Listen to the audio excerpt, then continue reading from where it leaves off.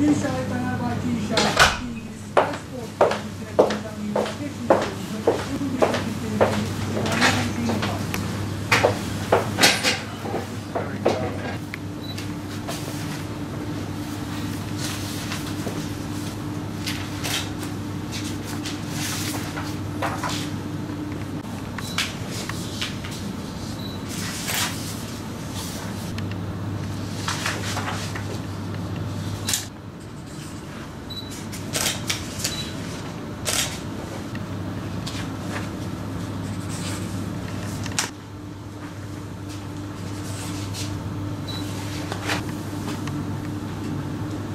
Tabii öncelikle bu bölgede devletimizin, özellikle hükümetimizin gerçekten yatırımcıyı cezbeden, burada yatırım yapmalarını sağlayan çok güzel koşulların olduğunu biliyoruz.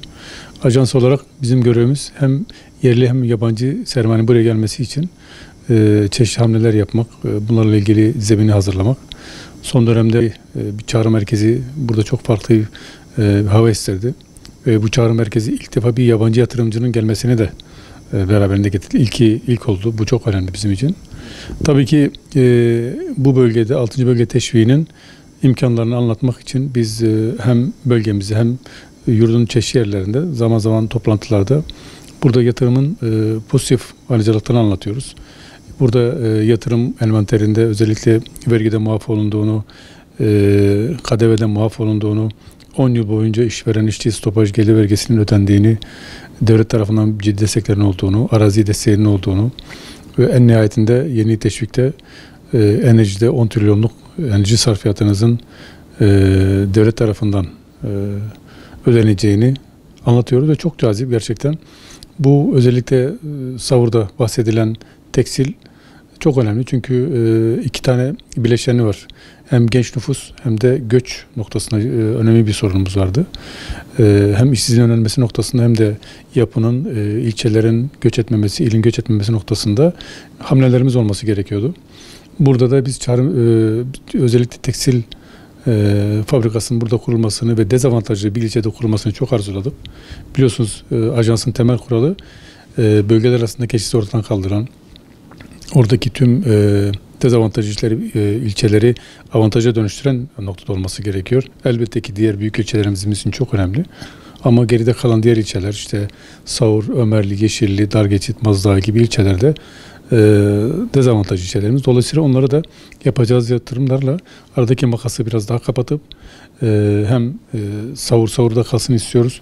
Hem göç olmasını anlamında hatta başka illere gitmemesi için zaten baktığınız zaman büyük tekstil fabrikalarında bu illerimizin göç eden insanlarımızın, gençlerimizin, kadınlarımızın çalıştığını görüyoruz. O halde biz diyoruz ki hem kendi evinde çalışsın hem burada kalsın. Bu hamleyle beraber Türkiye'nin tekstil ve hazır giyim sektöründe ilk 10'a giren çok kıymetli bir tecrübesi olan bir firmayı takibe aldık.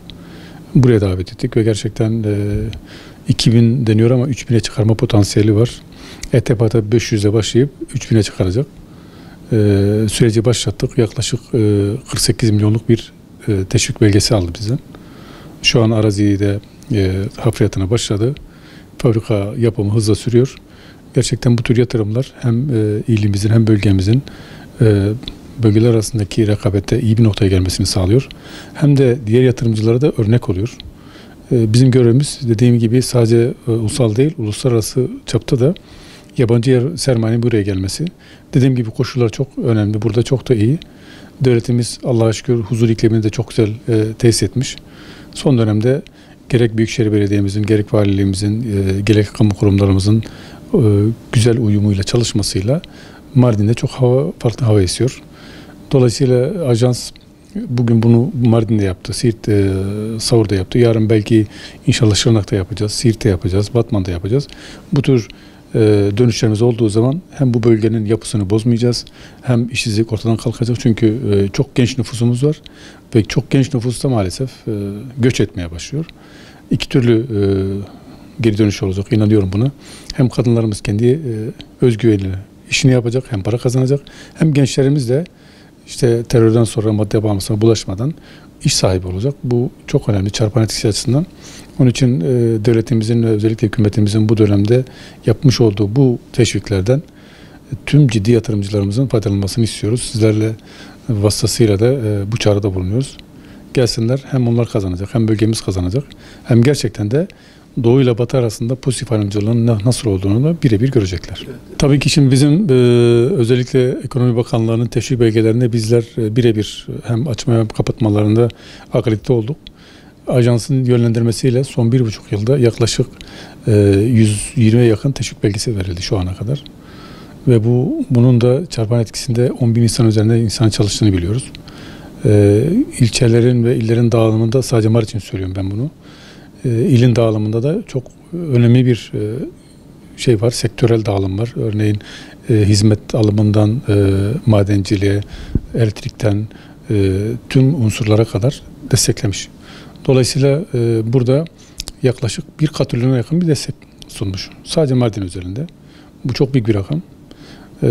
Hem BOSEB'ye hem diğer özel sektöre, kamu kurumlarına gerçekten şu an her yönüyle çok güzel iş imkanı, o yatırım imkanı var. Bu anlamda biz de diyoruz ki gerçek yatırımcı gelsin, yatırımını yapsın. Hem bizler kazanalım, hem bölgemiz kazansın, hem yeni özellikle tecrübeler edinelim. Bölgemiz adına bu kazanımları istiyoruz.